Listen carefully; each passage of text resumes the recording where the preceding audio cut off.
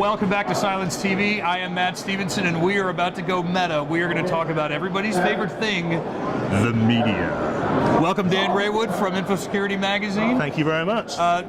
You guys are the fourth estate, have a very important role, but somehow is being marginalized across the world in all kinds of different genres. Are people starting to look at tech media the same way, or are you still a trusted resource? I hope to think we're a trusted resource. Actually, we're doing our best here at Cybersecurity magazine to address the issues that our readers want to hear about. We recently completed some research that determined the top drivers in cybersecurity for our readers. We talked to a lot of the senior executives, and some of the top 5 points from the top of my head, things like GDPR, threat vectors, and IoT, as well as FUD and panic, and security, the way security is being sold. And that's sort of things we look at. We look at the kind of issues that's really driving the industry forward.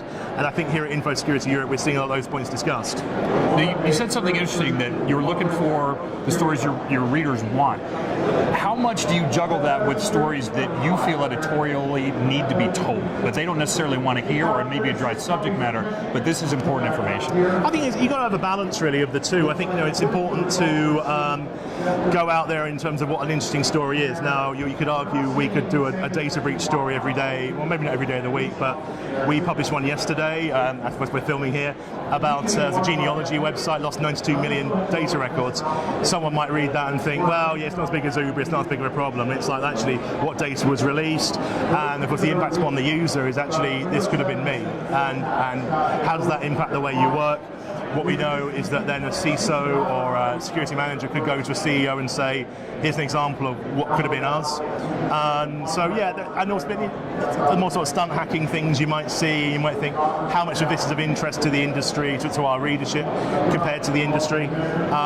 And then you could argue, actually, this all affects IoT, for example, and connected devices and secure code, which again comes back to how secure the products they are that they integrate. Now, Cybersecurity is an important resource, but there's a lot of other ones that are trying to get the attention, get the headlines, that are not necessarily at that level, that in-depth reporting. Mm-hmm. How big of a battle is it to fight against clickbait? And internally, you want to hold on to your soul for you to not sensationalize in order to tell a story, to get the story out there. Yeah, I definitely agree. We without naming any names, we do see websites, especially in Cybersecurity news websites, that are falling for the clickbait. It's very, very easy to quickly turn around stories. If you look at, for example, what the Register have done, they've done a very clever model of doing short stories on very straightforward topics, but I would never call that clickbait. I'd call that very, very tabloidy reporting, which I think is very different from clickbait. The issue is just trying to take a little soundbite and turn that into a nothing story, or just kind of throwing as many keywords in as you can, knowing that things like words like Google, Facebook, Zuckerberg, Apple, keywords like Microsoft, that's what's going to drive your SEO ranking up. The issue is really to try and write that's actually going to create a proper level of journalism rather than what we call churnalism, just throwing content out quickly.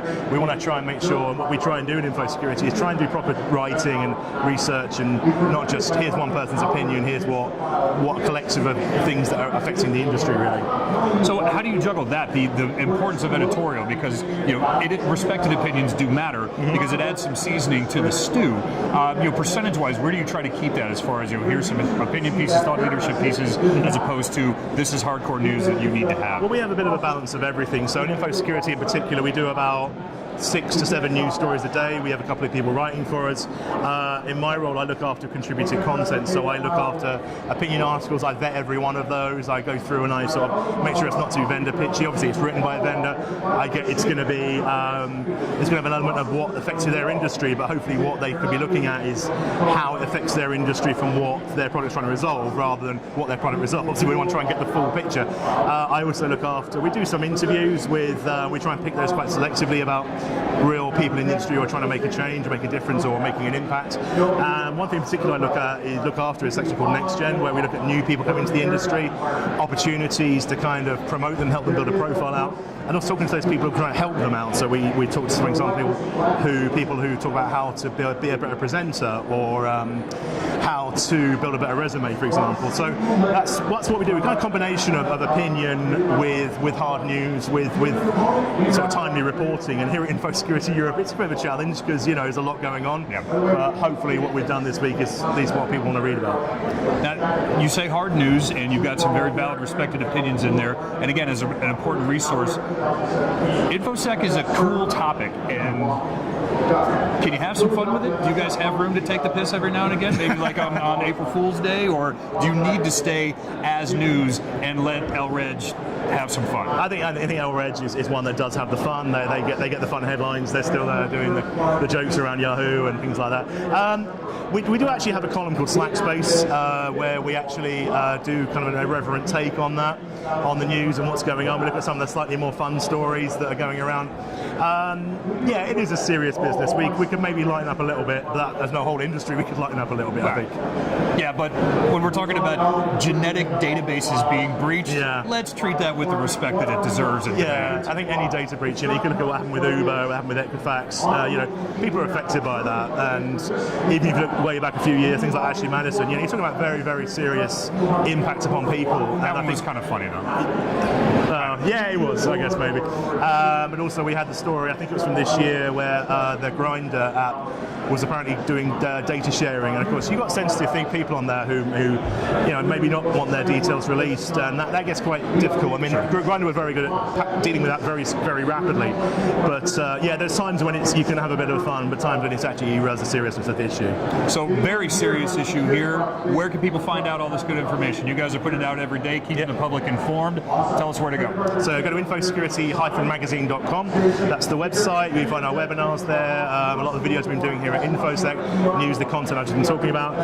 We're on Twitter at InfoSecurityMag, and I'm on at Dan Raywood. Just all one word, my name. That's the one, the truly shameless plug that we're looking for. And as far as the fake media goes, you can always find us. We are at Cylance Inc. and at Cylance Insider. The real news, though, comes from threatvector.cylance.com. Odds are we're pulling some information from these guys and helping us learn more about what we're doing. My name is Matt Stevenson. You can find me on Twitter at PacMatt73. We're going to go make some news, or at least find some news. Stick around.